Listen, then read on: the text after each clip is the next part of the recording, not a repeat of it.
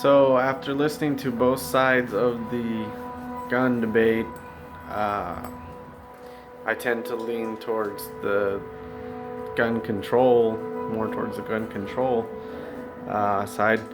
So, but I still, keep an open mind.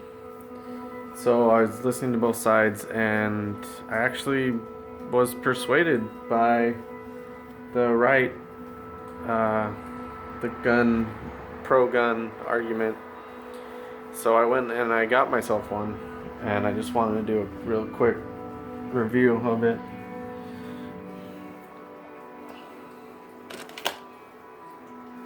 See, it's old fashioned. I like the old fashioned design better.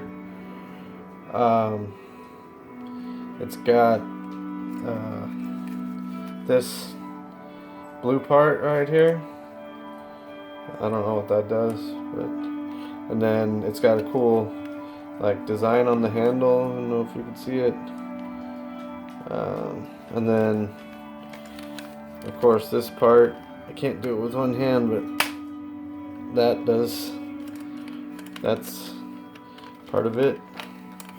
And then the barrel, but I did forget to get bullets, so it's pretty heavy though. I could probably knock someone out with it.